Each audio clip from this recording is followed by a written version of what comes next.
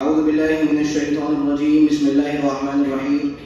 رب اشرح لي صدري ويسر لي أمري واحلل عقدة من لساني يفقهوا قولي. وقال الله تعالى في موضع آخر: ولا يجرمنكم شنآن قوم على ألا تعدلوا اعدلوا هو أقرب للتقوى واتقوا الله إن الله خبير بما تعملون. محترم سامعین کرام،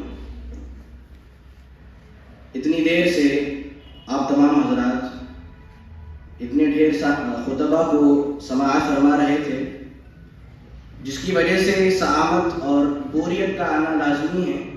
اسی لیے میں بھرپور کوشش کروں گا کہ اپنی بات کو بہت ہی بریفلی آپ کے سامنے پیش کروں.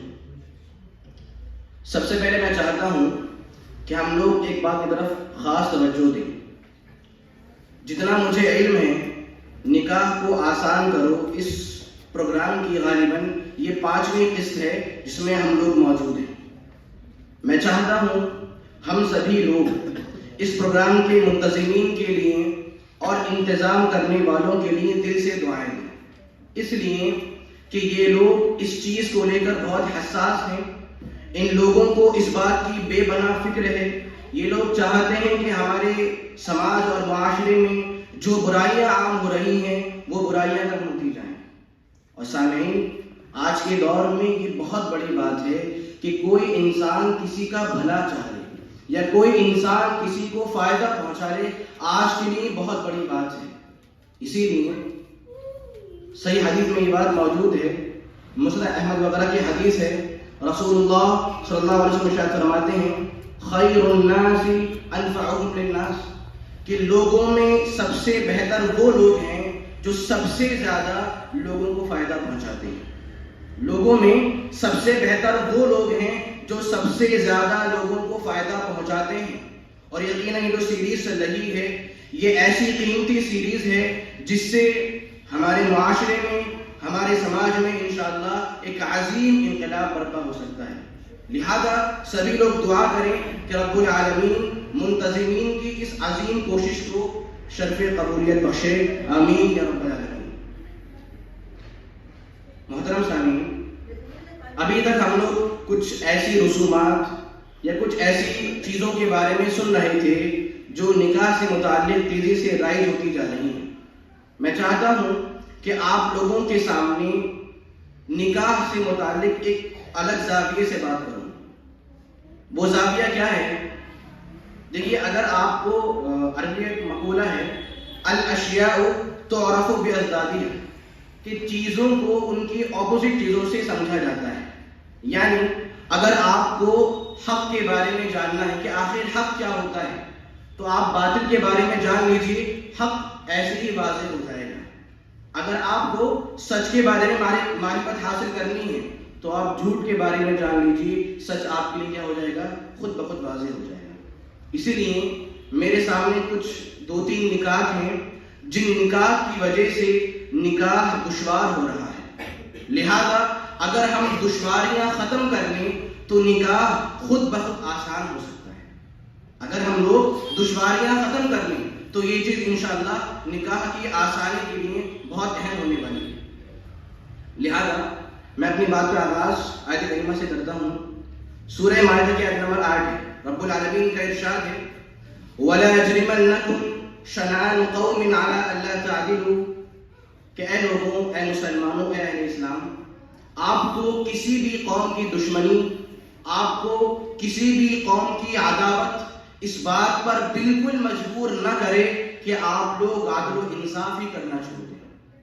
آپ لوگوں کو کچھ لوگوں کی دشمنی اس بات پر مجبور نہ کرے کہ آپ لوگ عدل و انصاف کرنا چھوڑ دیں. اعدلوا، بلکہ عدل و انصاف کیا کیجئے. هو اقرب للتقوی، کیونکہ عدل و انصاف کرنا یہ تقوی کے زیادہ قریب ہے. واتقوا اللہ، اور رب العالمین سے ڈرتے رہا کریے. ان اللہ خبیر بما تعملون، بے شک اللہ تعالیٰ آپ کے تمام اعمال سے واقف ہے. اب آپ لوگ سوچ رہے ہوں گے کہ موضوع ہے نکاح کو آسان کریں اور یہاں پر عدل کی بات کہاں سے آئی. اب جو بات میں آپ کو چاہ رہا ہوں پہنچانا، ذرا اس کو غور سے سنیے گا. میں پہلے یہ بات واضح کر دوں کہ میں کسی کو بھی ٹارگٹ نہیں کر رہا ہوں. بلکہ میری بات بہت ہی عام ہے، اس لیے آپ اس کو عام رکھ کر ہی سمجھیے گا۔ ہم لوگ بہت یہ بات سنتے ہیں اور یہ بات بہت مشہور ہے کہ بیٹی کے لیے یا لڑکی والوں کے لیے نکاح کو حد درجہ آسان کر دیا جائے، لہذا ان سے مکمل جہیز نہ لیا جائے، جو کھانا وغیرہ ہوتا ہے کھانا بھی نہیں لیا جائے، اور تمام ذمہ داریاں لڑکے کے حوالے کر دی جائیں۔ یقین مانیے یہ چیز اسلام نے ہمیں جو عدل کا ترازو دیا ہے اس کے مطابق مکمل میچ نہیں ہوتی۔ ہماری کوشش کیا ہوتی ہے کہ ساری آسانیاں، ساری راحتیں، سارے چین و سکون لڑکی والوں کو مل جائیں، اور جس کی وجہ سے لڑکا اور خود لڑکے والے پستے جا رہے ہیں۔ ہماری ساری انرجی، ساری قوت، ساری کوشش اور سارا دھیان کس بات پر ہے کہ بس لڑکی والوں کے لیے آسانی ہو جائے، چاہے لڑکے والے کیسے بھی رہیں۔ اب آپ خود سوچئے، ایک لڑکا ہے، اس پر یہ بہت بڑی ذمہ داری ہے کہ وہ لڑکا اپنے گھر والوں کا خیال رکھے۔ اس کے بعد جب وہ نکاح کی عمر کو پہنچ جاتا ہے تو اس پر ایک بہت بڑا یہ بوجھ ہے کہ وہ بچہ یا پھر وہ لڑکا ایک زمین لے لے۔ اور آپ جانتے ہیں آج کل زمین لینا کوئی معمولی بات نہیں ہے، بہت پیسہ لگتا ہے۔ اب وہ بچہ زمین کا انتظام کرے، اور جب وہ زمین لے لے پھر اس کے بعد وہ گھر تیار کرے، یہیں پر انسان قرضدار ہو جاتا ہے۔ اور جب اس سے آگے کی نوبت آتی ہے، جب نکاح کی بات چلتی ہے تو اس پر اتنا بوجھ آتا ہے، اتنا بوجھ آتا ہے کہ وہ انسان پریشان ہو جاتا ہے۔ اب آپ مجھے بتائیے، اس آیت کو اپنے سامنے رکھیے، کیا حکم ہے کہ اے لوگوں عدل و انصاف کیا کریں؟ کیوں؟ کیونکہ عدل کرنا یہ تقوی کے زیادہ قریب ہے۔ اب بتائیے مجھے، ہم ایک طرف تو بہت آسانی دے رہے ہیں اور ہم نے دوسری سائڈ والوں کو بالکل فراموش کر دیا ہے۔ وہ بھی تو انسان ہیں، وہ بھی تو ابن آدم ہیں، کیا ان کے جذبات نہیں ہیں؟ کیا ان کے احساس نہیں ہیں؟ بالکل ہیں۔ تو ضروری کیا ہے ہم لوگ اس بارے میں توجہ دیں۔ کیا کبھی آپ نے یہ سنا کہ بچے آپ کا نکاح ہونے والا ہے اور ولیمے میں اتنے خرچ ہونے والے ہیں، میں آپ کے لیے حاضر ہوں اور میں آپ کے تعاون کو مکمل کروں گا؟ کبھی ایسا ہوا؟ گھر بن رہا ہو، آپ پریشان نہ ہو، بیٹے آپ پریشان نہ ہو، میں آپ کے پاس آ رہا ہوں، اگر بیڈ کی ضرورت ہے تو میں اس کا انتظام آپ کے لیے کرتا ہوں۔ کیا کبھی ایسا ہوتا ہے؟ نہیں۔ بتانے کا مقصد یہ ہے کہ اگر آسانی لڑکی والوں کے لیے ہو رہی ہے تو لڑکے والوں کے لیے بھی ہونی چاہیے، ورنہ نکاح کچھ لوگوں کے لیے آسان ہو جائے گا اور کچھ کے لیے مشکل ہو جائے گا۔ اور آپ جانتے ہیں کہ آسانی اگر دونوں طرف نہ ہو تو پھر اچھے اثرات سامنے نہیں آنے والے ہیں۔ تو ضروری کیا ہے؟ آسانی دونوں طرف ہونی چاہیے، یہ پہلی بات ہے۔ دوسری بات، سماج میں نکاح جو دن بدن مشکل ہوتا جا رہا ہے، اس کی ایک بہت بڑی وجہ یہ ہے کہ سماج نے نکاح کو نکاح کہا ہی نہیں، بلکہ سماج نے نکاح کو غلامی کا نام دیا ہے، سماج نے نکاح کو قیدی کا نام دیا ہے کہ اگر آپ نے نکاح کر لیا تو آپ قید ہو جائیں گے، آپ غلام بن جائیں گے اور آپ کی ساری تگ و دو بس محدود ہو جائے گی۔ سمجھ رہے ہیں؟ شاید آپ لوگوں نے سنا ہو جورو کا غلام، سنیں کہ کانسیپٹ کیا ہے کہ بھائی اب شادی ہونے والی ہے اور آپ غلام بننے جا رہے ہیں۔ اور ایسے ہی میں آپ کو بتاؤں، میں نے خود اپنی ان گنہگار آنکھوں سے خود دیکھا ہے۔ ایک اسٹیٹس پر پچھلے ہی سال کی بات ہے، ایک نوجوان لڑکا تھا، اس کی شادی ہونے والی تھی، غور سے بات سنیں، اس کی شادی ہونے والی تھی۔ اس کی شادی کی تقریب سے پہلے اس کے دوست ایک ساتھ جمع ہوتے ہیں اور ایک کیک کا انتظام کرتے ہیں۔ اور آپ جانتے ہیں کیک کا شیپ کیا تھا؟ کیک کا شیپ یہ تھا کہ مانو ایک زنجیر ہو اور اس زنجیر کے اس شیپ کے اوپر لکھا ہوا تھا اب تو پھنس گئے۔ کیا لکھا ہوا تھا؟ اب تو پھنس گئے۔ سماج نے نکاح کو کیا پیش کر دیا ہے کہ نکاح سلیوری ہے، کہ نکاح غلام ہے، اگر آپ نے نکاح کر لیا تو آپ قید ہونے والے ہیں، آپ غلام بننے والے ہیں۔ یہ سماج کی سوچ ہے جبکہ نبی محترم صلی اللہ علیہ وسلم نے ارشاد فرمایا یا معاشر الشباب کہ اے نوجوانوں کی جماعت، آپ میں سے جو شخص بھی باء یعنی نکاح کے اخراجات کی طاقت رکھے فلیتزوج، تو وہ انسان نکاح کر لیا ہے۔ جو انسان نکاح کے قابل ہو جائے، جو انسان نکاح کر سکے، وہ انسان نکاح کر لیا کرے۔ کیوں؟ کیا وجہ؟ فَإِنَّهُ أَغَضُّ لِلْبَصَرِ، نکاح کرنے سے انسان کی نگاہیں نیچی ہو جاتی ہیں، اور وَأَحْسَنُ لِلْفَرْجِ، نکاح کرنے سے انسان کی شرمگاہ محفوظ ہو جاتی ہے۔ تو نبی کیا بیان فرما رہے ہیں کہ نکاح کیجئے، یہ آپ کے لیے خیر کا باعث ہے، آپ کی نگاہیں محفوظ ہو جائیں گی اور آپ کی شرمگاہ بھی محفوظ ہو جائے گی۔ سماج نے کیا کہا؟ ارے ابھی تو کھل کر جیو۔ کیوں؟ جب نکاح کر لو گے اور جب شادی کر لو گے تو پھر آپ تو قید ہونے والے ہو، اور اس قید سے آپ کو کون بچا دے گا؟ اور آپ مجھے بتائیے، آج کے دور میں کون سا ایسا انسان ہے جسے غلامی پسند ہو؟ بتائیے مجھے، کون ہے جو گھٹ کر جینا چاہتا ہے؟ کون ہے جو غلام بن کر جینا چاہتا ہے؟ اب بتائیے، جب نکاح خود غلامی ہے تو کون نکاح کرے گا؟ کیا یہ نکاح دشوار نہیں ہو رہا ہے؟ کیا اس سے نکاح مشکل نہیں ہو رہا ہے؟ تو ضرورت اس بات کی ہے کہ اس کانسیپٹ پر بات ہو کہ نکاح قید نہیں ہے، بلکہ نکاح خوشی کا باعث ہے، نکاح انسان کے لیے راحت اور چین و سکون کی وجہ ہے۔ یہ دو باتیں تھیں۔ آخری بات، مسئلہ یہ ہے کہ ہم لوگوں نے کبھی نکاح کے مقصد کو سمجھا ہی نہیں۔ سامعین، صورتحال یہ ہے کہ ہم لوگ نکاح کو نکاح سمجھتے ہی نہیں ہیں، بلکہ ہم اس کو ایک فارمیلٹی کی طرح لیتے ہیں اور اس کو ایسے ہی ادا کر دیتے ہیں۔ کیسے؟ میں بتاتا ہوں آپ کو۔ دیکھیے، نکاح لڑکے کے لیے، خاص طور پر نکاح لڑکے کے لیے وہ چیز ہے جو اسے 30 سال بعد 35 سال بعد جا کر کرنی ہے۔ اسی لیے جب وہ 20 سال کا ہوتا ہے وہ سوچتے ہیں کہ ہاں مجھے نکاح کرنا ہے۔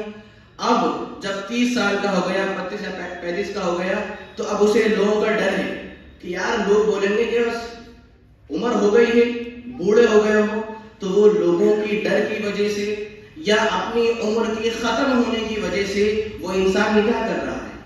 اور ساتھ ہی جو نکاح ہے ہمارے گھر والوں کے لیے خوشی ہے، خاص کر ہماری خواتین کے لیے، کہ وہ اس موقع پر اپنے بھرپور ارمان پورے کرنے والی ہیں۔ جو ارمان وہ بچپن سے سجا رہی ہیں وہ یہاں پر آگے سارے خرچ کرنے والی ہیں۔ تو بتائیے، اسلام نے یہ کہا تھا کہ نکاح آپ کی ضرورت ہے۔ اسلام نے کیا کہا تھا کہ نکاح آپ کی ضرورت ہے؟ کیسے؟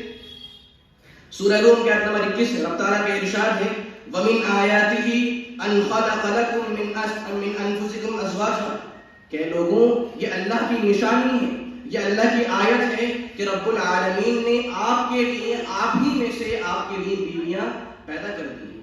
یہ اللہ کی نشانی ہے کیا؟ کہ اس نے آپ کے لیے، آپ میں سے ہی بیویاں بنا دی ہیں۔ کیوں بنائی ہیں؟ لِتَسْكُنُوا إِلَيْهَا، تاکہ آپ لوگ ان بیویوں سے سکون حاصل کر لیا کریں، تاکہ آپ کو ان بیویوں سے راحت مل جائے۔ اگر آپ مرد ہیں تو آپ کو ان سے سکون مل جائے، اور اگر آپ خاتون ہیں تو آپ کو ان سے سکون مل جائے۔ ایسے ہی سورہ بقرہ کی آیت نمبر 187 رب تعالیٰ کا ارشاد ہے هن لباس لكم وانتم لباس لهم، یہ جو خاتون ہیں، یہ خواتین ہیں، اے مردوں یہ آپ کا لباس ہیں، اور اے خواتین آپ ان مردوں کا لباس۔ ہن لباس لکم، آپ ان کا لباس ہیں اور آپ ان کا لباس ہیں، مطلب آپ ایک دوسرے کے لیے اتنے ضروری ہیں جیسے لباس کا پہننا ضروری ہوتا ہے۔ اب بتائیے اسلام نے کیا سوچ پیش کی تھی کہ نکاح آپ کی ضرورت ہے، نکاح آپ کی حاجت ہے، اور اس کے بغیر کوئی چارہ کار نہیں ہے۔ ہم نے نکاح کو اس طرح دشوار کر دیا کہ بھائی نکاح تو ایک ایسی چیز ہے جسے ہمیں ایک عمر کے خاص مقام پر پہنچ کر سوچنا ہے۔ کیا یہ ضرورت باقی رہی؟ دیکھیے، ہم لوگوں کو مال کی بہت ضرورت ہوتی ہے، ایسا ہے یا نہیں ہے؟ ہر انسان کو مال کی بے پناہ ضرورت ہے، اب کیا انسان اس ضرورت کو پانے کے لیے ہر روز کوشش نہیں کرتا ہے؟ کیا ہر روز کاوش نہیں کرتا ہے؟ بالکل. آپ کو سوچئے، ٹھنڈ کا موسم چل رہا ہے، کون چاہتا ہے کہ وہ اپنے نرم و نازک بستر کو چھوڑے اور باہر نکل کر پیسے کمائے اور آ کر اپنے گھر والوں پر خرچ کرے؟ کوئی چاہتا ہے؟ نہیں. اسے مجبوری میں نکلنا پڑتا ہے. کیوں؟ کیونکہ پیسے کمانا، پیسے آنا اس کے لیے ضرورت ہے، اور انسان کے لیے ضرورت کو پانا اور زیادہ ضروری ہے. یعنی ضرورت کی تکمیل کیا ہے؟ بے انتہا ضروری ہے. اب سوچئے، اگر ہم نے نکاح کو ضرورت سمجھا ہوتا، اگر نکاح ہمارے لیے ضرورت بنتا، تو ہم جوان ہوتے ہی یا کچھ لائق بنتے ہی پہلے نکاح کے بارے میں سوچتے، جبکہ ہم سوچتے نہیں. کیوں؟ نکاح ہماری ضرورت بنا ہی نہیں ہے، ہم نے اس کو ایک خاص چیز کر لی ہے. یہی وہ چیز ہے کہ ہم نے نکاح کو دشوار کر دیا ہے اور زناکاری کو آسان کر دیا ہے. سامعین، ایسے ہی بہت سارے نکاح تھے، اور یقین مانیے ان میں سے ہر نقطہ اس قابل ہے کہ اس پر مکمل تفصیل سے بات کی جائے. بس میری کوشش کرتا ہوں اور دعا کرتا ہوں کہ رب العالمین تو ہم تمام لوگوں کو اپنے معاشرے پر گہری نظر ڈالنے کی توفیق عطا فرمائے. میں یہ بات کیوں بول رہا ہوں؟ کیونکہ ہم مسلمان آج بہت ہی غافل ہو چکے ہیں. ہماری نگاہ سماج پر ہے ہی نہیں. ہم سوچتے ہیں بس جیے جاؤ، بس دیے جاؤ، مگر سماج ہمارے ساتھ کیا کر رہا ہے، وہ اسلام کی کس طرح سے شبیہ بگاڑ رہا ہے، وہ اسلام کو کیسے نقصان پہنچا رہا ہے، ہم لوگ اس بارے میں نہیں سوچتے اور نہ ہی دیکھتے ہیں. اسی لیے اپنی نگاہیں کھولنے کی ضرورت ہے. ہم دعا کریں کہ اللہ تو ہم تمام لوگوں کو جوان ہونے کے بعد اور قابل بننے کے بعد جب ازل نکاح کرنے کی توفیق عطا فرما. اور اے اللہ تو ہم تمام لوگوں کو جب تک ہم زندہ ہیں تو ہمیں توحید پر اور ایمان پر باقی رکھ. اور اے اللہ جب تو ہمیں اپنے پاس بلائے تو ہمارا خاتمہ بالخیر فرما دے. آمین. وآخر دعوانا ان الحمد للہ. السلام علیکم ورحمۃ اللہ وبرکاتہ.